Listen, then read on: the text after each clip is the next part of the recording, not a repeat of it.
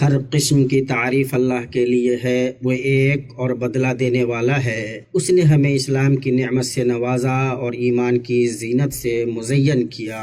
ہم اس پاک ذات کی حمد بیان کرتے ہیں اور اس کا شکر بجا لاتے ہیں۔ اس نے ہم پر قرآن نازل کیا اور ہمیں آل عدنان کے سردار کی رسالت سے بطور خاص نوازا۔ میں گواہی دیتا ہوں کہ ایک اللہ کے سوا کوئی معبود برحق نہیں، سارے عالم اور کائنات میں اس کا کوئی شریک نہیں، اور میں گواہی دیتا ہوں کہ محمد اللہ کے بندے اور رسول ہیں اور ان کے چنیدہ اور خلیل ہیں۔ اللہ نے آپ صلی اللہ علیہ وسلم کو قیامت کے قریب انس و جن کے لیے خوشخبری سنانے والا اور ڈرانے والا بنا کر بھیجا۔ درود و سلام اور برکتیں نازل ہوں آپ پر اور آپ کے فضیلت و بھلائی اور تقوی و رضوان والے آل و اصحاب پر، جب تک صبح و شام کا سلسلہ رہے اور روز و شب یکے بعد دیگرے آتے جاتے رہیں۔ اما بعد لوگوں، میں تمہیں اور خود کو اللہ کے تقوی کی نصیحت کرتا ہوں۔ اللہ تم پر رحم کرے، اللہ کا تقوی اختیار کرو اور جان لو کہ اللہ کے دین پر ثابت قدم رہنا اس دنیا میں مسلمانوں کی اصل پونجی اور موت کے بعد نجات کی راہ ہے، اور یہ کہ اسلام کا قدم اطاعت و فرما برداری کے پل پر ہی ثابت رہ پاتا ہے۔ مسلمانوں، خیر الانام صلی اللہ علیہ وسلم کے چراغ ہدایت کی روشنی سے زمانوں کے دور ہونے اور سالوں کے گزرنے کے ساتھ آزمائشوں کا سلسلہ جاری رہا۔ فتنے عام ہوئے، شبہات متنوع رہیں، خواہشیں بڑھ گئیں، دھیان پھیرنے والی چیزیں زیادہ ہوئیں اور لہو و لعب میں ڈالنے والی چیزوں کا تسلسل رہا۔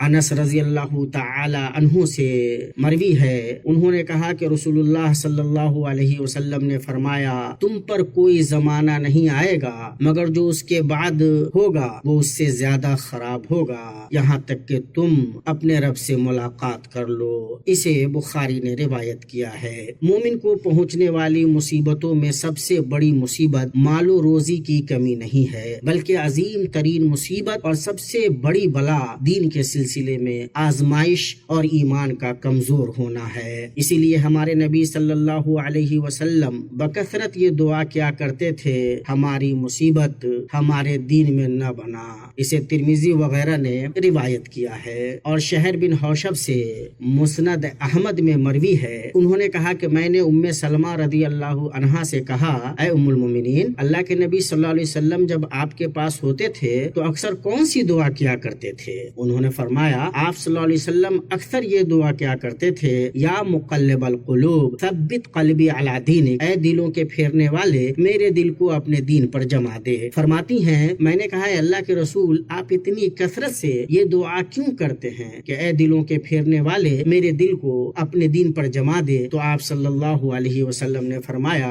اے ام سلمہ، ہر آدمی کا دل اللہ کی انگلیوں میں سے دو انگلیوں کے درمیان ہے، جسے چاہتا ہے اسے قائم رکھتا ہے اور جسے چاہتا ہے اسے گمراہ کر دیتا ہے۔ اس لیے ہر مسلمان جو اپنے دین کی سلامتی کا حریص ہے اور اللہ سے ملاقات کی امید رکھتا ہے، وہ اس چیز کو مضبوطی سے تھامے جو اس کے دین کی حفاظت کرے، اور اسے خوب قوت سے پکڑ لے جو اس کی توحید کو بچائے، اور اس کی بنیاد، جڑ اور اولین چیز یہ ہے کہ اللہ تعالیٰ سے دعا کی جائے، اس لیے کہ وہ ثابت قدم نہیں رہ سکتا جسے اللہ ثابت قدم نہ رکھے۔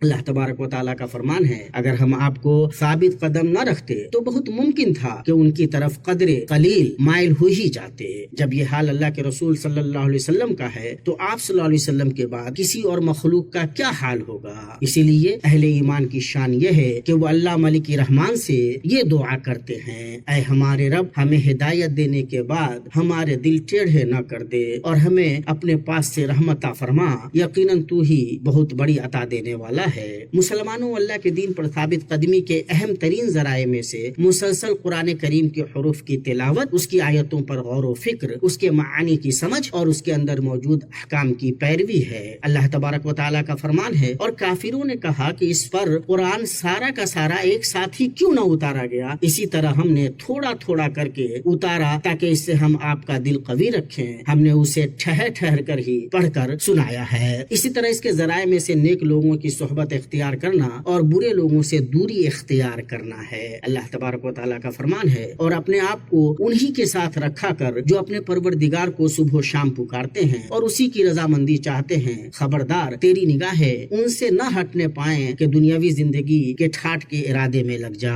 دیکھ اس کا کہنا نہ ماننا، جس کے دل کو ہم نے اپنے ذکر سے غافل کر دیا ہے اور جو اپنی خواہش کے پیچھے پڑا ہوا ہے اور جس کا معاملہ حد سے گزر چکا ہے۔ پھر ان ذرائع میں گزرے ہوئے سلف میں سابقین اولین اور انبیاء و مرسلین اور زمانوں کے گزرنے کے باوجود درست طریقے سے ان کی پیروی کرنے والے نیک لوگوں کے قصے یاد رکھنا ہے۔ اللہ تعالیٰ کا فرمان ہے، رسولوں کے سب احوال ہم آپ کے سامنے آپ کے دل کی تسکین کے لیے بیان فرما رہے ہیں۔ آپ کے پاس اس صورت میں بھی حق پہنچ چکا ہے جو نصیحت و واعظ ہے مومنوں کے لیے۔ اللہ کے بندو، اللہ کے دین پر ثابت قدمی کے عظیم ترین ذرائع میں سے اللہ کی طاعت کی پابندی، اس کی کتاب کو مضبوط تھامنا، جماعت کو لازم پکڑنا اور اختلاف و انشقاق کو چھوڑنا بھی ہے۔ اللہ کا فرمان ہے، اللہ تعالیٰ کی رسی کو سب مل کر مضبوط تھام لو اور پھوٹ نہ ڈالو، اور اللہ تعالیٰ کی اس وقت کی نعمت کو یاد کرو جب تم ایک دوسرے کے دشمن تھے تو اس نے تمہارے دلوں میں الفت ڈال دی، بس تم اس کی مہربانی سے بھائی بھائی ہو گئے، اور تم آگ کے گڑھے کے کنارے پہنچ چکے تھے تو اس نے تمہیں بچا لیا۔ اللہ تعالیٰ اسی طرح تمہارے لیے اپنی نشانیاں بیان کرتا ہے تاکہ تم ہدایت پاؤ۔ اسی کے ساتھ عمل صالح پر ہمیشگی برتنا بھی اللہ کے دین پر ثابت قدمی کے عظیم ترین ذرائع میں سے ہے۔ اللہ تبارک و تعالیٰ کا فرمان ہے، اور اگر یہ وہی کریں جس کی انہیں نصیحت کی جاتی ہے تو یقیناً یہی ان کے لیے بہتر اور بہت زیادہ مضبوطی والا ہے، اور تب تو انہیں ہم اپنے پاس سے بڑا ثواب دیں اور یقیناً انہیں راہ راست دکھا دیں۔ اور نیک اعمال میں عظیم ترین عمل اللہ پر ایمان ہے۔ اللہ تبارک و تعالیٰ کا فرمان ہے، ایمان والوں کو اللہ تعالیٰ پکی بات کے ساتھ مضبوط رکھتا ہے، دنیا کی زندگی میں بھی اور آخرت میں بھی۔ ہاں، ناانصاف لوگوں کو اللہ بہکا دیتا ہے اور اللہ جو چاہے کر گزرے۔ شبہات و شہوات کی جگہوں سے دور رہنے، لہو و لعب اور فتنہ انگیز چیزوں سے بچنے سے بندے کا دین محفوظ رہتا ہے اور اس کا دل شفاف رہتا ہے۔ اللہ کا فرمان ہے، اور جب آپ ان لوگوں کو دیکھیں جو ہماری آیات میں عیب جوئی کر رہے ہوں تو ان لوگوں سے کنارہ کش ہو جائیں یہاں تک کہ وہ کسی اور بات میں لگ جائیں، اور اگر آپ کو شیطان بھلا دے تو یاد آنے کے بعد پھر ایسے ظالم لوگوں کے ساتھ مت بیٹھیں۔ اور اللہ تبارک و تعالیٰ کا فرمان ہے، اور اللہ تعالیٰ تمہارے پاس اپنی کتاب میں یہ حکم اتار چکا ہے کہ تم جب کسی مجلس والوں کو اللہ تعالیٰ کی آیتوں کے ساتھ کفر کرتے اور مذاق اڑاتے ہوئے سنو تو اس مجمع میں ان کے ساتھ نہ بیٹھو جب تک کہ وہ اس کے علاوہ اور باتیں نہ کرنے لگے، ورنہ تم بھی اس وقت انہی جیسے ہو۔ یقیناً اللہ تعالیٰ تمام کافروں اور سب منافقوں کو جہنم میں جمع کرنے والا ہے۔ اللہ کے بندو، اللہ کا تقوی اختیار کرو، اللہ کی اطاعت پر صبر و استقامت سے کام لو، کامیاب و بامراد ہوگے۔ اپنی یہ بات کہتا ہوں، ہر گناہ سے اپنے لیے، تمہارے لیے اور تمام مسلمانوں کے لیے اللہ کی مغفرت چاہتا ہوں۔ تم بھی اس سے مغفرت طلب کرو، وہ یقیناً بڑا بخشنے والا، بڑا مہربان ہے۔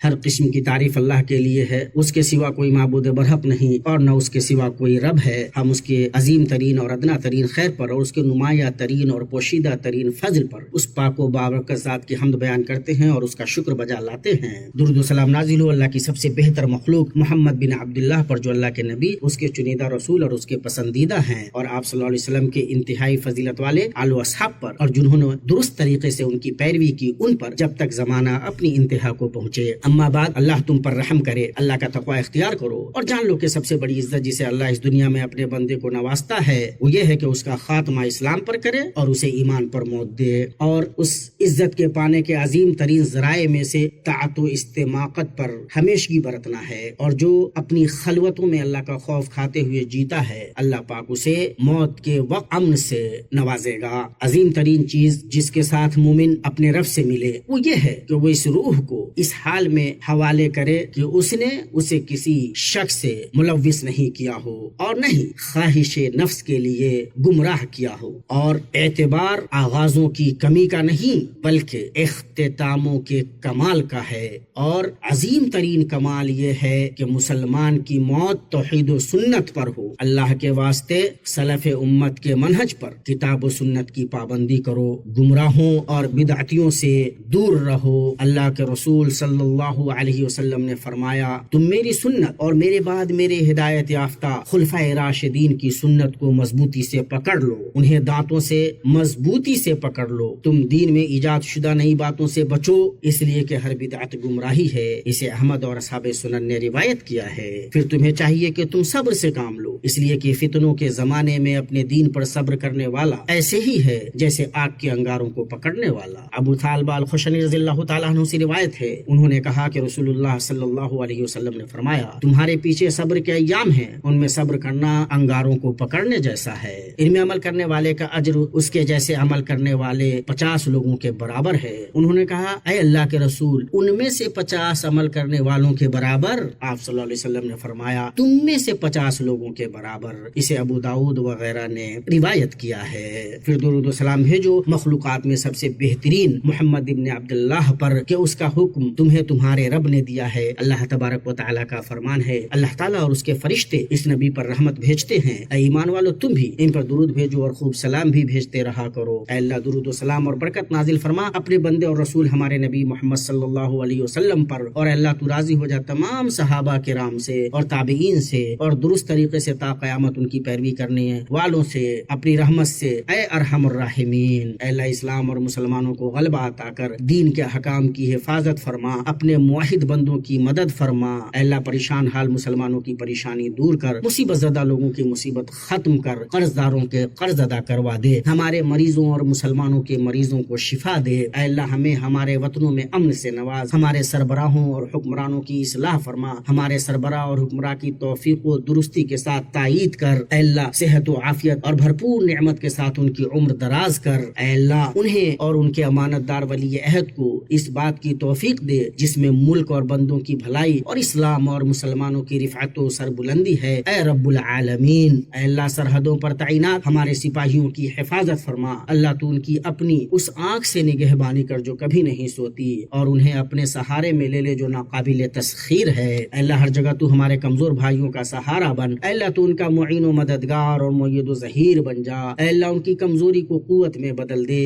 ان کی تنگی کو کشادگی و فراخی میں بدل دے۔ اے اللہ فلسطین میں غاصب صہیونیوں کے خلاف انہیں غلبہ عطا کر۔ اے اللہ ہماری ظاہر و باطن فتنوں سے حفاظت فرما، بطور خاص ہمارے اس ملک سے فتنے کو دور رکھ، اور مسلمانوں کے بقیہ سارے ممالک سے بھی۔ اے اللہ ہمارے اس دین کی اصلاح فرما جو ہمارے معاملے کی حفاظت ہے، اور ہماری دنیا کی اصلاح فرما جس میں ہماری معیشت ہے، ہماری آخرت کی اصلاح فرما جس کی طرف ہمیں لوٹ کر جانا ہے۔ زندگی کو ہمارے لیے ہر خیر میں اضافے کا ذریعہ بنا، اور موت کو ہر شر سے راحت کا ذریعہ بنا۔ اے اللہ جب تو نے ہمیں ہدایت دے دیا تو اب ہمیں گمراہ نہ کر، اپنی طرف سے ہمیں رحمت عطا کر، تو یقیناً بہت بخشنے والا ہے۔ ربنا آتنا فی الدنیا حسنہ وفی الآخرۃ حسنہ وقنا عذاب النار۔ سبحان ربک رب العزۃ عما یصفون وسلام علی المرسلین والحمد للہ رب العالمین۔